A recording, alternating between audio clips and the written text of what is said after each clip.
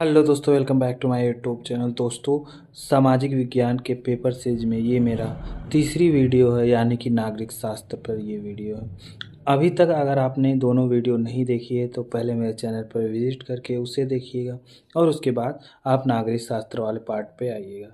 तो चलिए दोस्तों, बिना देरी किए हुए शुरू करते हैं नागरिक शास्त्र का पेपर। तो ये रहा दोस्तों हमारा इकाई 3 यानी कि नागरिक शास्त्र। इसके महत्वपूर्ण क्वेश्चन यहाँ पर हैं और इसको तैयार करके आप नागरिक शास्त्र में ज़्यादा से ज़्यादा नंबर ला सकते हैं।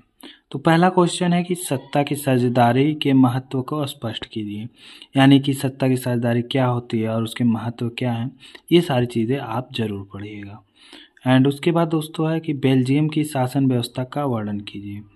यानी कि दोस्तों बेल्जियम की शासन व्यवस्था क्या थी, कैसी थी और क्या कमी थी, क्या फ़ायदा था, ये सारी चीज़ें आप लोग बेल्जियम की शासन व्यवस्था में लिखिएगा। उसके बाद है संघवाद से क्या तात्पर्य है, वर्णन कीजिए।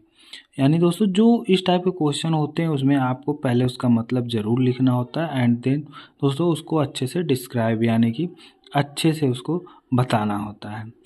उसके बाद दोस्तों क्वेश्चन है कि संघात्मक शासन प्रणाली का महत्वपूर्ण विशेषताएं बताइए।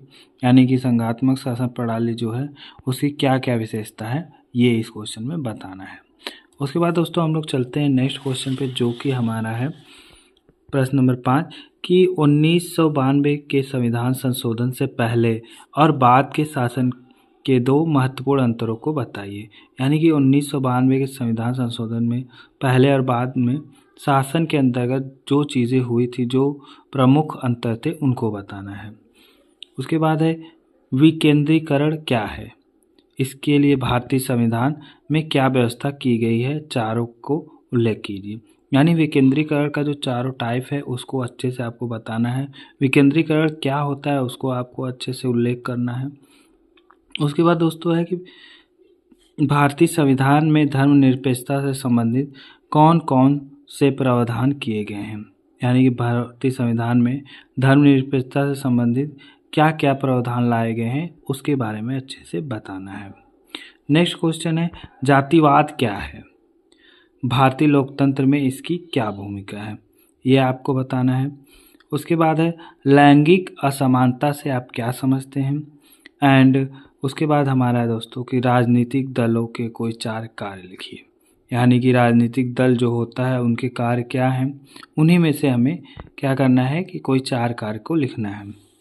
उसके बाद है कि भारत में क्षेत्रीय राजनीतिक दलों के विकास का विवरण कीजिए। यानी कि भारत में जो क्षेत्रीय राजनीतिक दल होते हैं और उनका क्या क्या काम होता है, कैसे वो विकास करते हैं, ये सारी चीज़ें यहाँ पे बतानी है। नेक्स्ट क्वेश्चन है दोस्तों क्वेश्चन नंबर 12 लोकतंत्र के प्रमुख गुणों का वर्णन कीजिए। यानी लोकतंत्र क्या होता है और उसके प्रमुख गुण क्या होते हैं, ये सारी चीज़ें यहाँ पर बतानी है। और इसमें दोस्तों लास्ट क्वेश्चन है क्वेश्चन नंबर 13 कि लोकतंत्र शासन व्यवस्था अन्य शासन व्यवस्था से बेहतर क्यों है, ये आपको बताना है। इसमें सबसे पहले आपको लोकतंत्र शासन क्या होता है ये बताना है और अन्य शासन से वो कैसे अच्छा है। यानी कि जो लोकतंत्र शासन व्यवस्था है वो अन्य शासन व्यवस्था से कैसे अच्छा है, कैसे बेहतर है, ये बताना है दोस्तों।